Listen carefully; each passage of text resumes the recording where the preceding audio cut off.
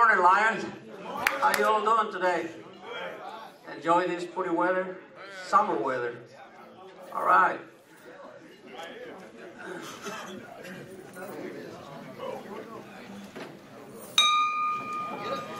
I really don't know. Lion Mike, can you lead us in prayer, please? Father God, we thank you for this beautiful day and what you've given us. We thank you for this food and those who work so hard to prepare it. And as always, we thank you for this club and the opportunity we get to serve our community through it. God, we ask you to be with the leaders of our club and all those who are working so hard to make a difference in this community. May you be honored and glorified through it all. In Jesus' name we pray. Amen. Amen. Lion Benny Bowman, Thank can you, you lead us Mr. in prayer, President. son? Thank you, Mr. President. There's some of the words scattered throughout today, so make sure you can see the words. Beautiful song. Good. We want to do it justice. Ready? Oh, my darling, oh, my darling, oh, my darling Clementine, you are lost and gone forever, dreadful sorry Clementine, in a cavern, in a canyon, excavate for a mine, dwelt a miner, 49er, and his daughter, Clementine. Oh, my darling, oh, my darling Clementine, you are lost and gone forever, dreadful sorry Clementine. Hey! I pledge allegiance to the flag of the United States of America and to the republic for which it stands, one nation, under God, indivisible, with liberty and justice for all. Honor the Texas flag. I pledge allegiance to thee, Texas, one state, under God, one and indivisible.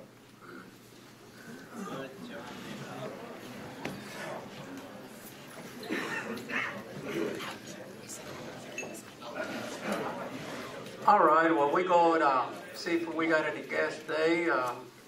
How about the first row? We got any guests today?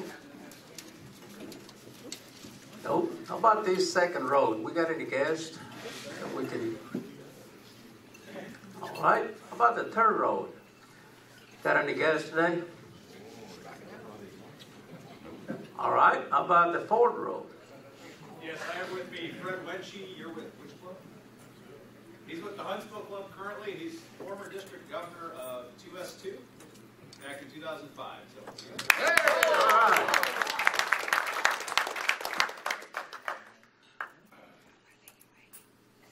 All right. All right. Alfreda, you got a care report?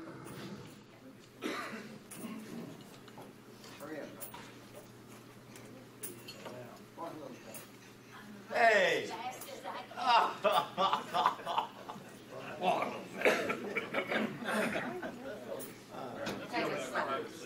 One step a minute. Take your time. I have to, you know. Take your time. Okay, Gary Butler is still at the Bradford, room 407, but he's doing great.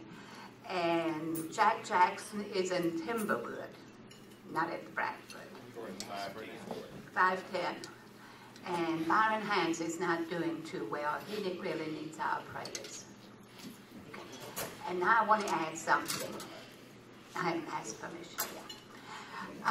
This weekend on Saturday, we are celebrating our centennial.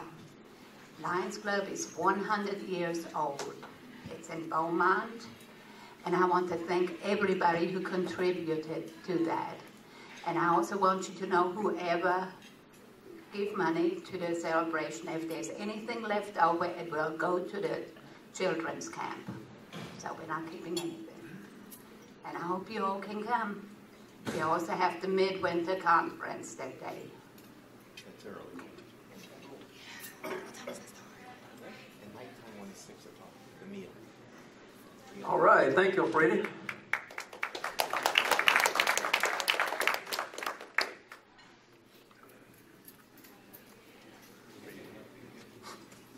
Today attendance is, we got 61 members and 2 guests today. So, And the announcement that we have is going to be, of course, the midwinter and centennial celebration, and which Alfredo already tell us about it. It's going to be Friday and Saturday. So whoever is interested to show up there, they're welcome, only in the morning. And the evening, only the ones are registered.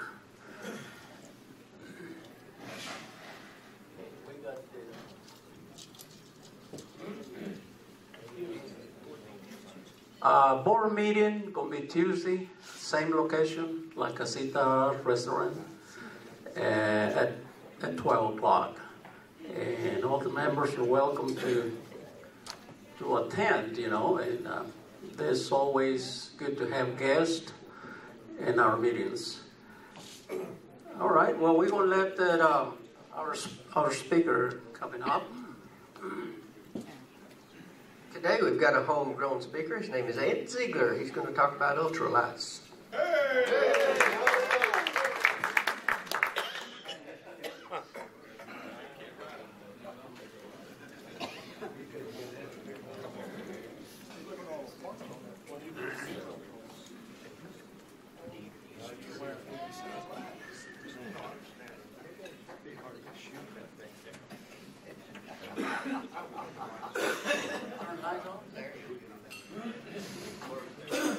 Could somebody hit the light so it shows up a little bit better?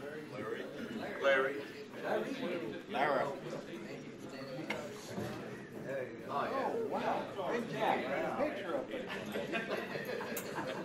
Well, folks, Alfredi called me at midnight and said I had to do the presentation, so I had to come up with something I had some information on, and it turns out I had 10,000 pictures of these things.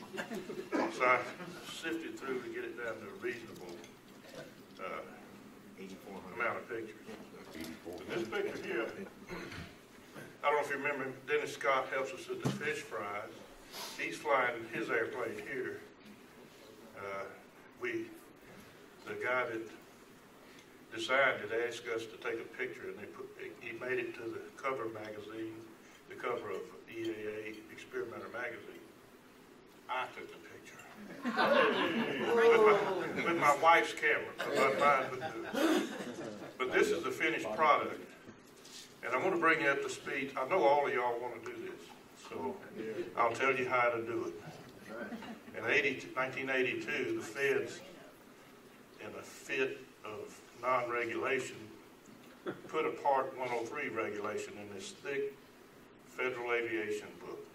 It's thick as a Bible that Mike and me kept holding around. We call it the Unholy Bible in the aviation industry. But in the middle of it, was two pages that created the ultralight. And they're funny. They won't call it an airplane. They call it an ultralight vehicle. And the people that are doing what Dennis is doing is not a pilot. He's an operator. So maybe that's some kind of legal thing. I don't know. But you don't have to have a license to build one. You don't have to have any plans to build one. You don't have to register it. You don't have to put any numbers, anything on it. You don't have to have a license to fly it, and you don't have to have a medical examination or any examination whatsoever. You just build what you think will fly. Safe as hell.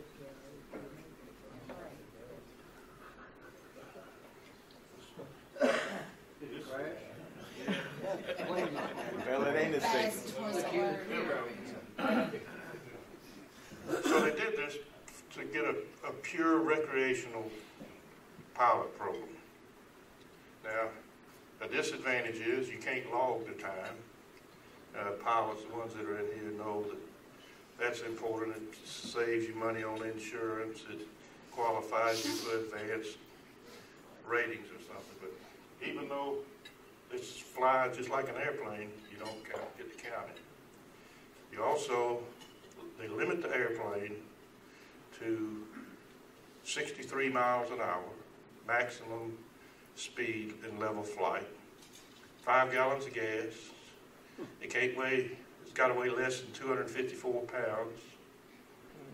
and you can't fly it into Houston. And you can't fly over 10,000 feet high. Now, I only know one man that's done that. It's Leonard, whatever his last name is, that designed an airplane, took it up to 10,000 feet, and he told me, he said it was very lonely up there and very cold. So you can build one of these things and not have to go through training or anything. Now, three of us at the airport, I think Dennis Scott's the one that stirred it up. We were out drinking beer at the hangovers on the side of my hangar out there, and we rate all these pilots in here as they land. So let's build some of those. So we went and got the plans. They're $100. We didn't just make something up our own.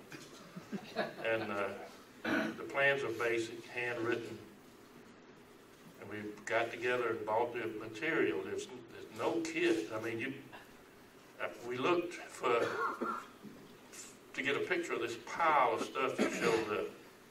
There's nothing but a big long box with 20-foot pieces of tubing in it, and some plywood, and some sheet metal, and that's it. You got to cut out everything that you want. And I've got a few pictures I'm going to show you of kind of the different stages we went through. Dennis, of course, is anal crazy, so he finished his first in 4.5 months. Mine was about 6 months, and James took him 8 or 9 because he's still worked. He's an over-the-road truck driver. But it was nice having someone like Dennis go first, because he'd bump into mistakes and we wouldn't have to make the same mistake. But we did communicate and we did help each other. And I tell you, building it was more fun than flying it. So we had a good time. Now you can see in this one here, he does have numbers on it. There's a volunteer organization in the EAA that registers these planes, so all ultralights. So if somebody, say the wings fall off of one and they find out there's a design flaw, they can contact the other folks. Watch out for the plane. The other you got to have a place to put your GoPro camera on the back, so, hey, watch this, kind of thing. I mean, he's only about 20 feet high. It's right out in front of my hangar. And he did a great job and was the first. So I'll kind of go through his, there's none of James' pictures in here because he was out of town. I couldn't get his. And it's loaded me down about 1,000, and I had about 1,000. And I know you didn't, I mean, there were pictures of every little bracket and stuff that was made. I know you didn't want to see that. This is the first plans that you got. You have to build a work bench, and it has to be as level as you can make it and as square as you can make it, because you use it as a jig to build an airplane. This happens to be mine. This is the first step you take, is to make the wing ribs. Each plane has 54 of these ribs. All you get is the plans is just that drawing right there. And you put those blocks down there so that those 1/4-inch square pieces of birch will fit in there. And then you cut these gussets out of sheets of real thin balsa wood. And you glue them on to hold the thing together. You got to wait 2 hours. You staple it with a paper staple. Then you flip it over and you put gussets on the other side and staple those. And then the worst part is you got to pull all the staples out. So what you normally do is get started doing this, because it takes so much time. You have to wait for it to cure, and you get something else started. This one, another Bible we have is that book that's in that card. It's Aircraft Spruce, and they sell airplane materials, parts. And you can get everything you need to build one from those people. And we did that. So our planes cost us $9,000 or $10,000 a piece. some guys are making them for $3,000 a piece. They get their stuff out of the junkyard. There's no regulations. You can get it at the hardware store if you want to. So that was a time-consuming thing, but it kind of got you started. You don't have to buy, we bought the stuff all at once, but you don't have to. You just start doing those first. Now here's a table being used. There's a wing laid up on the other side with the leading edge glued to it, clamped down and glued to it. You get the wing built, and then you cut out your ailerons and put them together separate. So that you can see the table has to be straight, has to be level. Here's the other side of that wing. We used a lot of clamps and a lot of tie downs. We shared them though. We didn't do this at the same time. You can see I have my rib board hung up so we can look at it and remember how long it took to do. This is the wing put together, ready to be covered. And you can see my frame, part of my frame in the back, so you get your frame going. So while stuff is curing in the wood, you can work on the frame. And this is the wing being covered. This is Dennis's, I can tell from his hanger. We use regular fabric, but it's a light, ultralight grade. It's not certified for airplanes, but it's the same stuff, just light. You put it on and seal it around the edges, and then you take an iron and it'll shrink up and get tight. Now these planes are so slow, since they can't theoretically go over 63 miles an hour, you don't have to stitch it. In a regular airplane, you'd have to stitch all that stuff to those ribs. I think Dennis did it just because he's anal. But from the speed that you go, the glue that holds them down, they won't come up. And we've flown them faster than 63, so nothing fell off. You can see he's got his frame over there on the wheels. Now this is how you set up your fuselage, and this is why the table needs to be level and square, because you use the squareness and how level it is to put it together, and you tack weld it. Now all these pieces, remember, were just 22-foot pieces of tubing that we had to cut, and you tack weld it there, and then you set it on a jig so you can roll it around to really finish. We use oxyacetylene gas welding. None of us had ever done it, so we had to learn how to do that too. We have a little museum on the board, and I didn't get a picture of it, of some of the early welds. But here, we always had people coming by helping us, critiquing us and helping us. This guy happens to be a United pilot, but the plane flew anyway. But he's a good home builder, and he was a big help. But you can see how we got it where you can rotate it around to work on. That's regular metal too, it's not aluminum. No, it's 4130, I think, steel.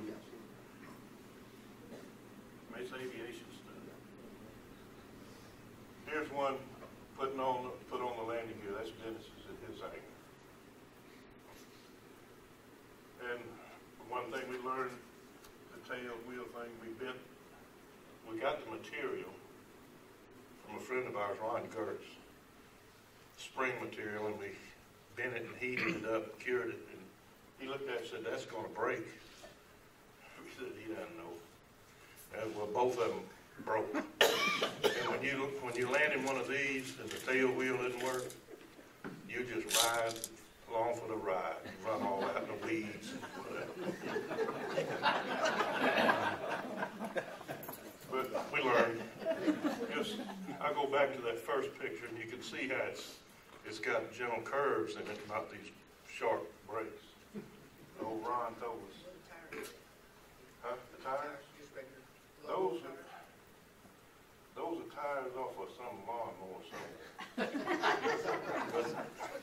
We did there's certain things that don't add to the weight of it, 254 pounds. Like if you put a ballistic parachute on it, that doesn't count toward the weight of the airplane. Nobody I know puts them on there because you fly so low, it'll shoot right after you hit the ground.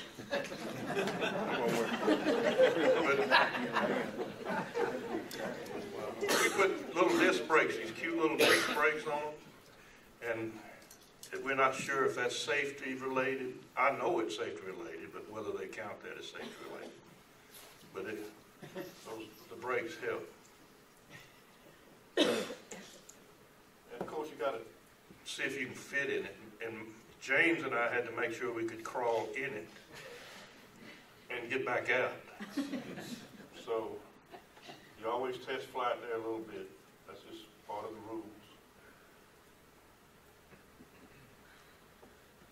This is in my hangar. We're putting you line the wings up using these very expensive jigs. You line the wings up to get the dihedral right. That's something that's fairly critical. And then you get the wing on there and you weld a bracket on right there. So you're sure it's on it. The wings are held on by 2 3/16" bolts. Is all it's on. But I mean, we used all aviation grades AN bolts, so they're tough. And here are the wings on there. Now the tail feathers are made out of aluminum tubing because the CG, you want to keep all the weight off of the back that you can. And that's primer.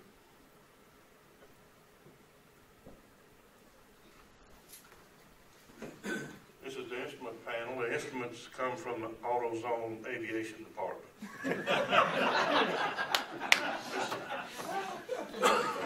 That is funny.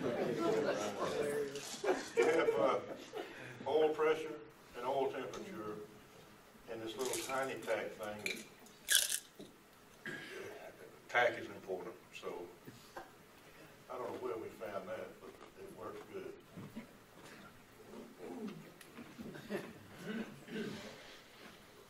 Here's the engine mounted on there. I really don't know how that picture got in here. I just wanted to show off LSU. But the engine is made from a Volkswagen engine with 2 of the cylinders gone.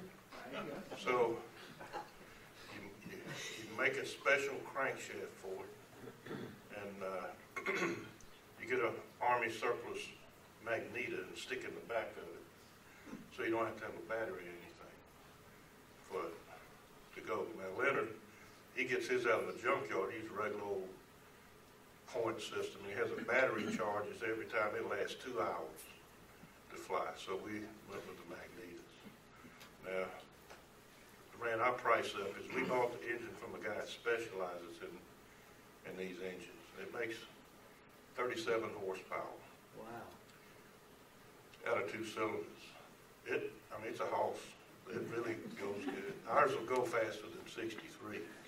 So what we'd have to do is limit that somehow if the feds ever saw it. And it's no fun flying them faster than 63. I mean, wind blowing on you. Yeah. But in fact, one of the problems we had was that Volkswagen on the bottom, it's a metric bolt, so you can't get AN bolts in metric. So we went to Lowe's and got grade 5 bolts. And Dennis, about his second flight, was revved it up to take off, and the bottom bolts broke off. The engine was kind of stuck up in there. So this was delayed us for a while because we had to do a complete study of bolts. These from Lowe's were made in China, and they, even though it had all the paperwork said they're grade 5, we tested them, they're not. They're grade nothing. So we got hooked up with, I forget the name of the company. They said they made theirs in China, but they tested them. So they took us down to, we had to go down to Lufkin go down to Humble and Fastenal's place, and he tested something right there in front of us, and they were a grade 5. So the engine hadn't fallen off yet. He's got 90 hours on his.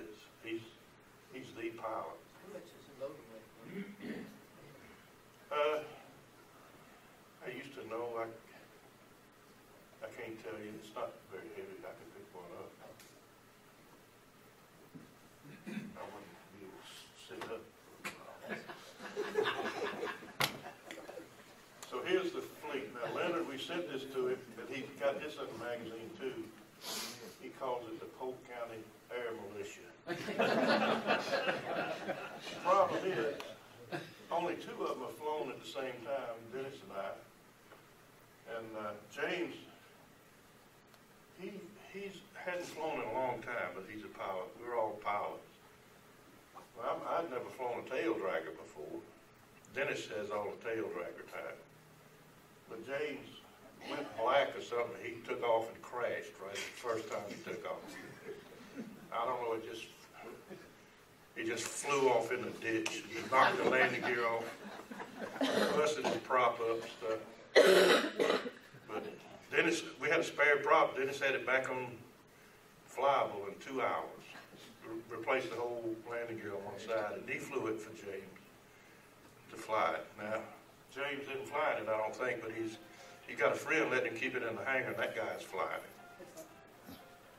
But the paint, you can get all kind of colors. The reason mine is LSU is I was in Lowe's, and I just happened to run across, they'll mix any color you want. They got a color called LSU purple, LSU gold, so that's what we did. We painted them with exterior latex house paint, top grade,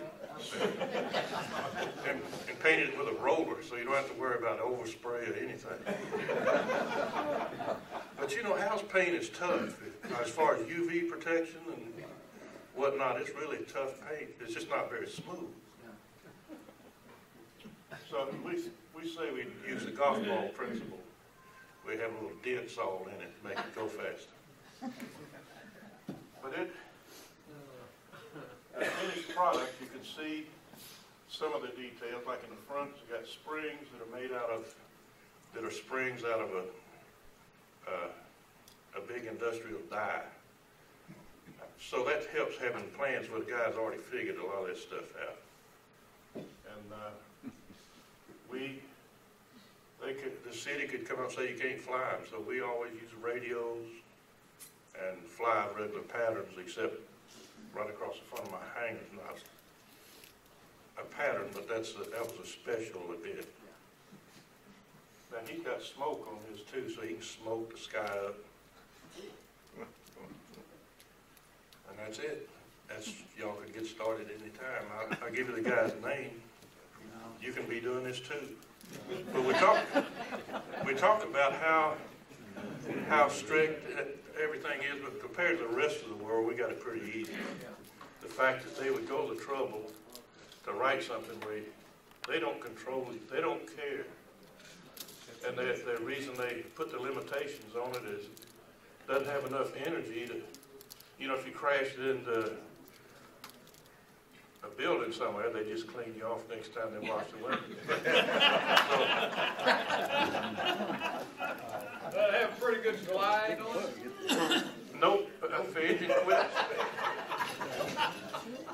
the engine quits, Leonard says, look down at the ground, that's where you're going to land. It will glide okay, but it's not very far because it's high drag. That big old wing, and there's no fuselage on the side, It's just a draggy airplane. Power is your friend. In fact, we don't call that a half a Volkswagen, we call it a power plant. Ed, why didn't y'all use J.B. Well? It'd been a lot better. Yeah. We use some J.B. Well, but not on a high stress area, because once you get used to gas welding, you can do a good job. Nothing's broke on any of them. How far you get on 5 gallons of gas? You can fly 2 hours, so that's pretty good. You go 100 miles easy. I mean, you got to get out of it after 100 miles. I mean, hours is a good flight. because the seat is made out of just real thin sheet of aluminum that you cut in 1-inch strips for weight. When you sit in that, it's not real comfortable. Some people put extra stuff in there, but I mean, this guy fly a long ways. Y'all ever think about seeing a psychiatrist or anything? No, this keeps you from having to do that. keeps you having to say Y'all never fly at the same time? No. Yes, if we fly at the same time, only two of them. I mean, just I mean, for Information. for somebody to come and watch. Yeah. Put on a show. No. Well, Dennis puts on a show every time he goes. But you don't fly if it's raining or cold or windy. So we don't. All right, thank you, folks. If you need to get the guy's name to get these plans, let me know. Thank you, Ed.